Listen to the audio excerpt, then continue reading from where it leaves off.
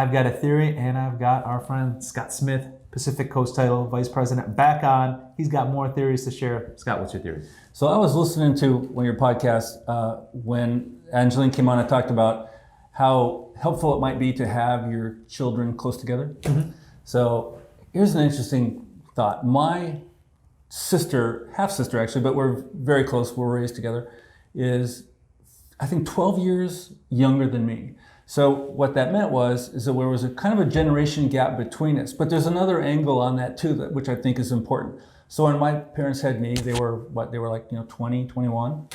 And so there was no generation gap between me and my parents, and we were very close through all of that. And I could relate to most of the things they were doing. They could relate to the things I was doing. Contrary, they also were just getting started in life, and they didn't have a whole lot. I mean, we did still go water skiing, but we had an old boat, where now they have a new boat.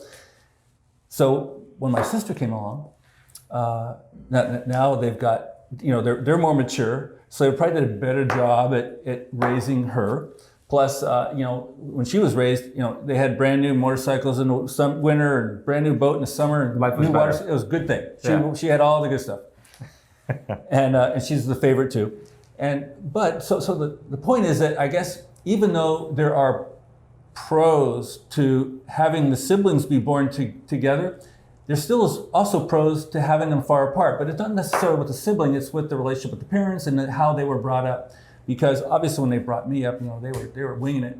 And they did a great job with my sister because they were pros by then. Right. So anyway, I just want to point that out. That's interesting because you think about this, and as men or women, depending on when you start having babies, you could have a full generation gap, right? Because you can start having kids at 15, 20 years old and keep having kids until you're 40, 45, or as men, even up until you're 60-something. Right.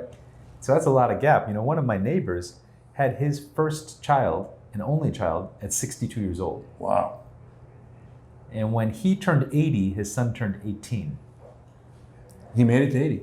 Yeah, he's still alive and kicking. Oh yeah, absolutely. And so it's interesting he waited long. He's like, I just never found the right person and never wanted to have kids with anyone until his wife that he had a kid with at 62.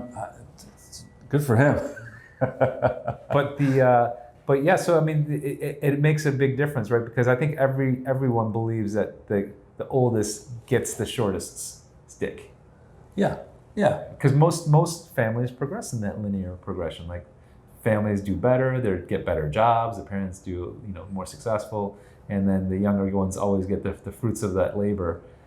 And you're also carving the path, so you have less rules to break. That's right. Right? As the older one, you have all these rules that you have to break and kind of soften the blow, and the next one comes through, and it's like, you got to be easy. That's right. No rules. Yeah, they didn't work, so why give them? Yeah, but then you kind of figure out but then you get better at parenting too, because you can kind of see what the results were of those rules and how you can tweak that to make it better. And so when I was growing up, I didn't know I didn't have nice things. I had a motorcycle. Yeah, it wasn't until I saw the motorcycle she got that I realized I didn't have nice things. Yeah, when she was. Well, that comes to the point that I made in another post about how everything's relative. That's right. That's it. Everything's relative. You might think your life is good or bad, but relative to someone else's, it's something else. So that's right. It just depends on mindset at this point now. There you go. You can't be jealous. I'm not. I love her to death. We actually get along really, really well, even though there's a big generation gap. Who's got the nicer motorcycle now? She has all better stuff than me because Dad just buys it for her. She didn't have the money. I was like, put it on a credit card. Dad, I didn't get a credit card. What the hell? You weren't the daughter. That was part of it. Yeah, no, that's true. I mean, I know my daughter gets special treatment from me. Yeah. And I said, why aren't you, strict on our daughter? I was like, she kind of gets a pass, I guess, on some stuff. Here's another interesting situation or theory, if you want. It's a gender thing. It had to do with, doggone it.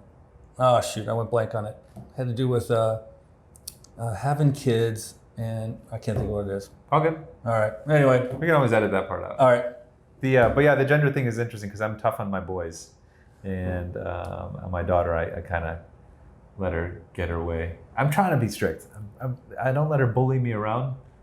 I still want her to know I'm the boss, but I do kind of cave in quite a bit.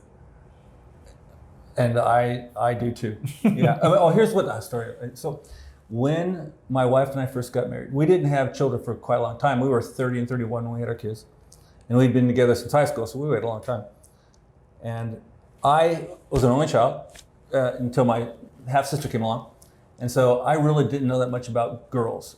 You know, I thought I got to have a boy. I was so committed to having to have a boy that we went and had the test done on what it would be so that I could get my head on straight for the next, few months, 6 months before it came along.